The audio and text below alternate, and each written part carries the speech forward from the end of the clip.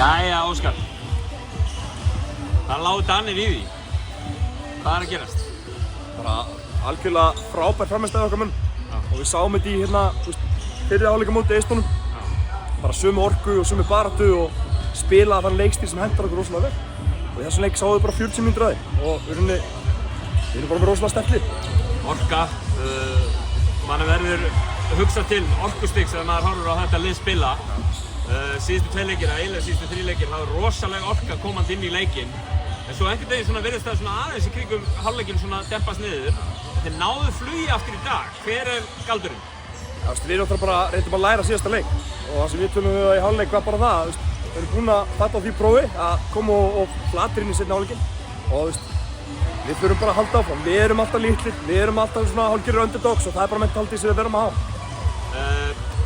4 leikir búinir á þessu móti, eru búinir að vinna 3 og 1 slæmi leikluti þarna móti Svíþjóð sem að kasta kannski Norðurlandameistaratitilnum einhvern veginn. Ég held við með það möguleika. Já, það ekki. En ég held að sé ekki að stigaskor og fer eftir hvernig Danmörk, Svíþjóð fer eða eitthvað. Já.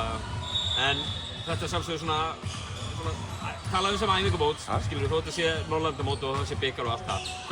Hvar sérðu bætingar þegar þessu liði í þessu 4 leikjum? Hvar sé ég bætingar á mótinu? Já. Í fyrsta lagi taggið okkar, pressan okkar búin að batna rosalega mikið.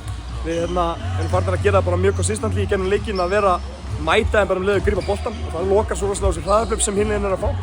Svo bara heilt yfir eru þau bara að vera betra og betra lið.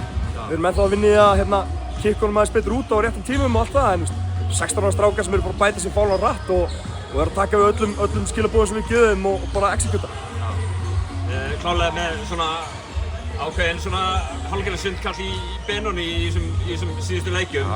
En liðið verið samt við þurfum að treysta okkur öðrum á vellinum, bæði varnarlega og sóknarlega. Það er að myndast ákveðin liðsett þarna hjá okkur. Það er að koma meira með, bara með hverjum leik. Og það er náttúrulega bara mikill líkill fyrir okkur. Því ef við erum að treysta mikið á einn mann, þá geta þið byrjað að hjálpa mikið og falla á okkur. En þá verðum við að vera klárir að kikka út á réttu stöðum og treysta lýsum. Finnland á morgun, við hverjum að búast þér? Sömu orku.